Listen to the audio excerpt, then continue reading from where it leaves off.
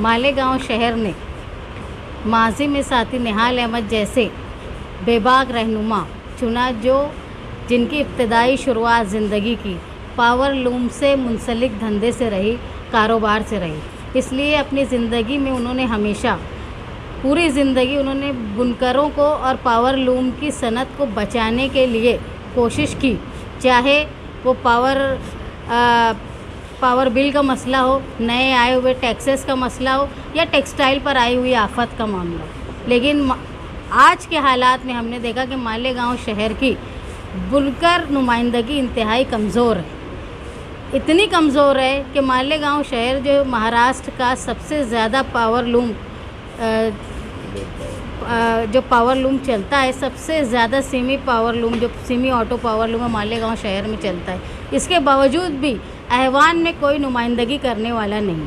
लेकिन अल्हम्दुलिल्लाह हम लोगों ने ये महसूस किया कि जब से हमारा ताल्लुक़ हुआ है तो मज़ीद समाजवादी पार्टी के लीडरान से हमने कोशिश करके और उनकी ज़ाती स्टडी की वजह से मुसलसल वो लोग मालेगांव शहर को मसाइल को असम्बली में बयान कर रहे हैं। इसी मामले में जब रईस शेख साहब ने असम्बली में पावर लूम के मसाइल को उठाया तो वहाँ मिनिस्टर को सोचना पड़ा और उन्होंने ये बात मानी कि टेक्सटाइल पॉलिसीज़ में कहीं भी लुप्स है, जिसकी वजह से एक स्टडी ग्रुप बनाया गया जिसमें महाराष्ट्र के मुख्तलिफ़ इलाकों में जहाँ तादाद में थोड़े भी पावर लूम होंगे वहाँ के नुमाइंदों को जोड़ा गया। हमारी बदकिस्मती कि मालेगांव शहर में सबसे ज़्यादा सेमी ऑटो लूम होने के बावजूद भी मालेगांव शहर सेंट्रल के नुमाइंदे को उसमें शामिल नहीं किया गया।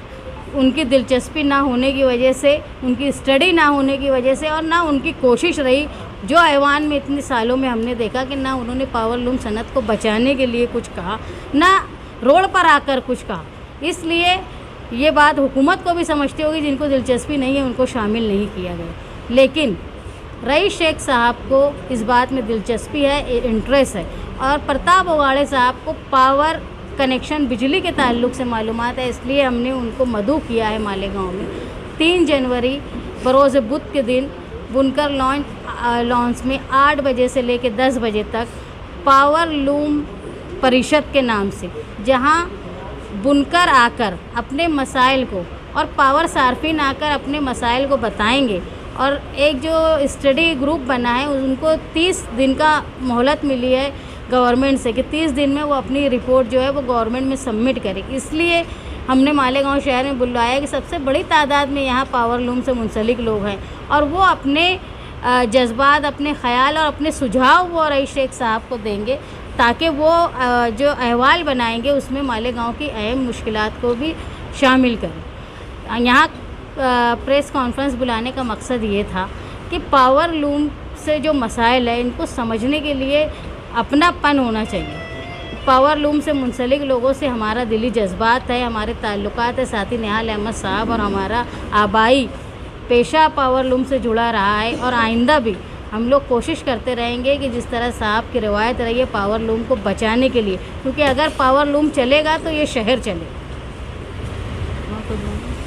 हाँ, और एक बात मैं बोल दूं कि आज की प्रेस कॉन्फ्रेंस 3 जनवरी का होने वाला प्रोग्राम, इसके बाद एक नुमाइंदगी ज़रूर होने वाली है कि कुछ लोगों को लेकर जाएंगे, एक मेमोरेंडम लिखेंगे। वो मेमोरेंडम सरकार के किसी मिनिस्टर या सरकारी कोई ऑफिसर के पास दे दिया जाएगा और शहर को ये बताया जाएगा अखबारात में, यूट्यूब चैनल पे कि हो गई नुमाइंदगी। इसे नुमाइंदगी नहीं कहा जाता और यही मुस्तकबिल में नुमाइंदगी करने का तरीका आप लोग खुद देखेंगे, यही होने वाला है। इसके अलावा कोई नुमाइंदगी नहीं होने वाली। कल एक खबर लगाया था कि